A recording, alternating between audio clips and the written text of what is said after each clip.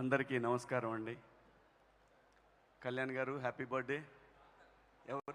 మీ బావగారిదా? ఎవరో ఒకళ్ళు మీ ఫ్యామిలీదే కదా, ఏం పర్లేదు.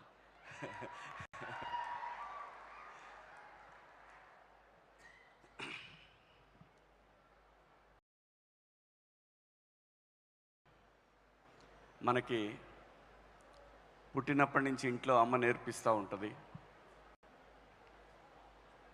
కొన్ని తరాల పాటు ముందుకు తీసుకెళ్తూ ఉంటాం. మన పిల్లలకి నేర్పిస్తాం.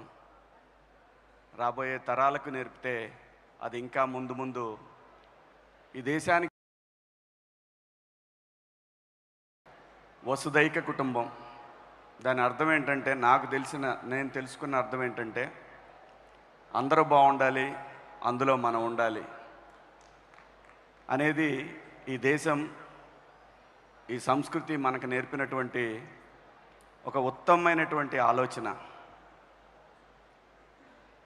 ఈరోజు కళామందిర్ ఆధ్వర్యంలో ఇటువంటి గొప్ప కార్యక్రమాన్ని నిర్వహిస్తున్నందుకు నిజంగా మీరు చాలా గొప్పోళ్ళండి. డబ్బులు అందరూ సంపాదిస్తారు, డబ్బులు చాలామంది సంపాదిస్తారు, కొన్ని లక్షల మంది సంపాదిస్తారు.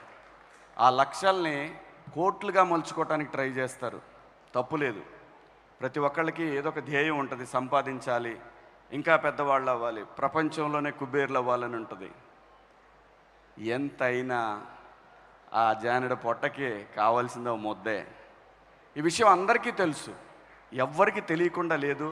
నేనేదో న్యూటన్ కాదు, ఇదేదో కనుక్కొని చెప్పట్లేదు. కానీ ఏంటంటే, ఈరోజు ఇక్కడ ఉన్నాం కదా, అందరికీ అనిపిస్తుంది మనం కూడా ఏదో చెయ్యాలని. దరిద్రం ఏంటంటే, మనిషికి మరుపని ఓ దరిద్రాన్ని కూడా ఇచ్చాడు భగవంతుడు. బయటికి వెళ్ళిన తర్వాత మన పనిలో మనం పడిపోయి ఇంకో కార్యక్రమానికి వెళ్ళిపోతుంటాం. కానీ నిజమేంటంటే,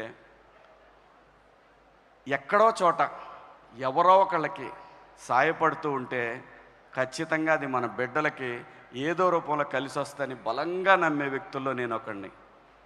సంపాదన మనం సంపాదించేసి ఇచ్చామనే దానికన్నా కూడా నేనైతే బలంగా నమ్ముతా.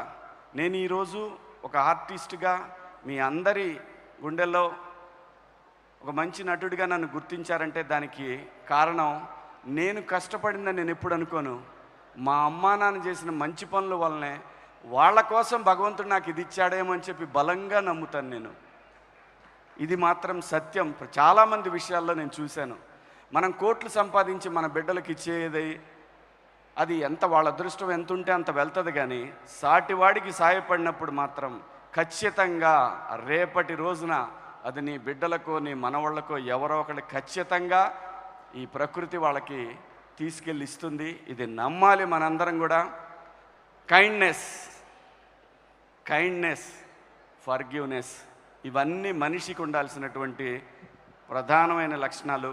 ఆ లక్షణాలు భగవంతుడు మీకు ఇచ్చినందుకు ఆ భగవంతుడికి థ్యాంక్స్ చెప్పుకుంటూ, మీరు ఇలాగే ప్రతి సంవత్సరం ఇలాంటి కార్యక్రమాలు జరపాలని, మాబోటి వాళ్ళం మేము ఎంతవరకు చేస్తామో తెలియదు, కానీ కనీసం వృతాభక్తిగా ఇక్కడికి వచ్చి మీ పక్కన నిలబడినందుకు, ఆ భగవంతుడు మాకు అవకాశం ఇచ్చినందుకు మీకు అందరికి కూడా థ్యాంక్స్ అండి. Thank you so much.